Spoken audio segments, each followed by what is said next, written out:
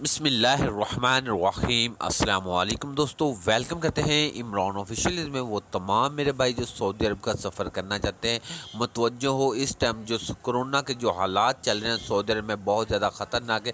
एक ही दिन में इतने ज़्यादा केसेस सामने आ गए कि सऊदी वजारत दाखिला की तरफ से हंगामी तौर पर ऐलान कर दिया गया और तमाम वो ममालिक जो सऊदी अरब में आना चाहते हैं जिनमें कोरोना की शरह ज़्यादा है, उनको 48 घंटे का टाइम दे दिया गया। 48 घंटे के अंदर अंदर वो सऊदी अरब में पहुंच जाए, नहीं तो फ्लाइट ऑपरेशन उनके लिए मुकम्मल तौर पर बंद कर दिया जाएगा। तो वो कौन से ममालिक है जिन पर पाबंदी लगाने जा रहे हैं, तो वो लिस्ट इन लोगों ने जारी कर दी है। वो आपके साथ शेयर करने से पहले अपने प्यारे से दोस्तों से गुजारिश करते हैं, वीडियो अच्छी लगी तो वीडियो को लाइक और चैनल को सब्सक्राइब कर लें और वीडियो को ज़्यादा से ज़्यादा शेयर कर दें, क्योंकि तमाम दोस्तों तक ये अपडेट पहुँचती रहे।